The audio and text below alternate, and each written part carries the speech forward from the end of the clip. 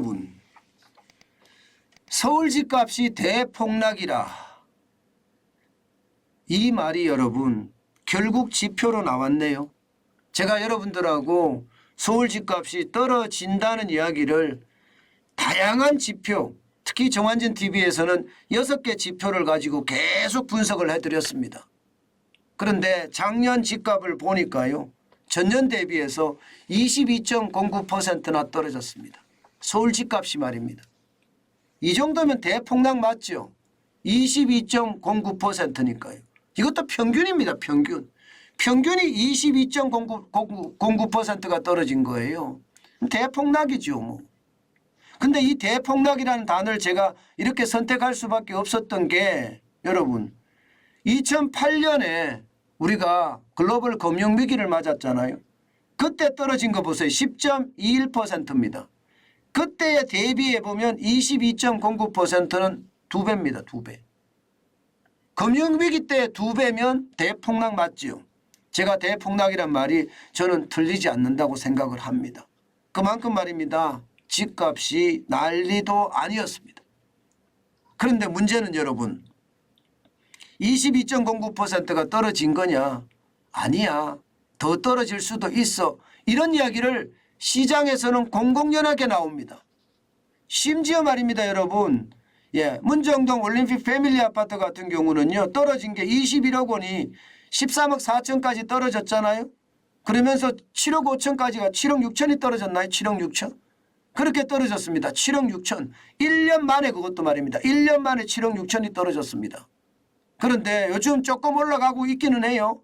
15억 3천까지 올라가지만 시장은 그렇게 보는 게 아니에요. 더 떨어질 수도 있다 이렇게 보는 겁니다. 1년 만에 7억이 떨어졌는데도 불구하고 또 22.09%가 떨어졌는데도 불구하고 더 떨어진다가 시장의 어떤 분위기예요. 여러분 보시다시피 계속 올라갔거든요. 2013년에 집은 3.13%가 올라가더니 2014년에는 4.18%죠. 2015년에는 9.02%입니다. 그리고 2016년에는 8.07%입니다. 계속 올라왔습니다. 그러다가 2017년 문재인 정부가 들어서면서 난리가 났어요. 10.64%. 그리고 2018년에는 18.01%입니다. 19년에는 10.49%고요. 2020년에는 22.46%입니다. 게다가 2021년만 하더라도 13.03%. 워낙 많이 올라갔으니까 22.09%가 떨어진 게 아니다. 이렇게 이야기할 정도입니다. 시장은요. 시장은 더 지켜보자예요. 이거보다가 더 떨어질 수도 있으니까. 지금 7억 5천이 떨어져서 다시 어느 정도 회복은 뭐 1억 9천은 회복한다고 하지만 전체적으로는 아직도 낙폭을 계속 이어가고 있습니다. 낙폭의 어떤 폭은 줄어들었어요. 2022년 12월 26일에 마이너스 0.74%를 바닥으로 기점으로 해서요.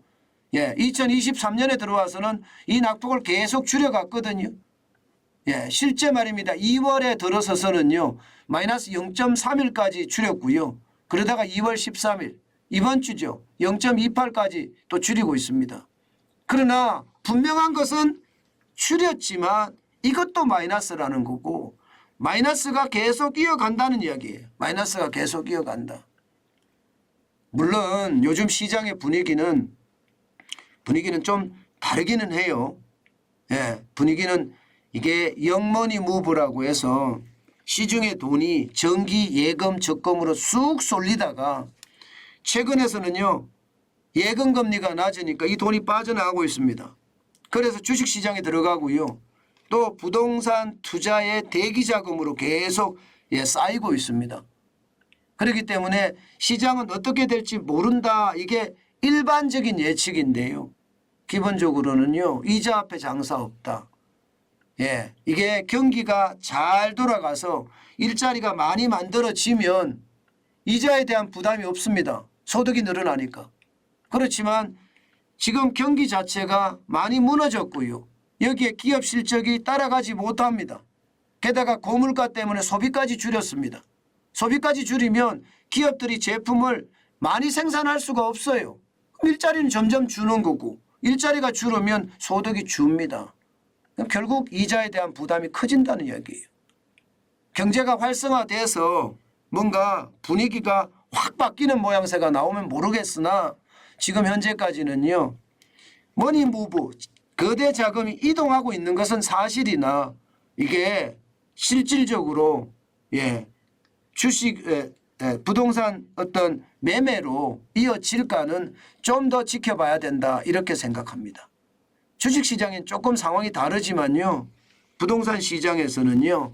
지금 조심조심 또 조심하는 게 전체적인 분위기가 아닌가 싶어요. 그래서 이게 낙폭을 좀 줄이기는 해요. 그러나 낙폭을 줄여서 가면서 오래 끌고 갈 수 있다는 게 지금 시장 전문가들의 대체적인 예측입니다. 그렇기 때문에 여러분 시장의 분위기는요. 저는 각종 지표들은 하방 압력이 크다. 뭐 이 정도로 정리하는 것이 좋을 것 같습니다.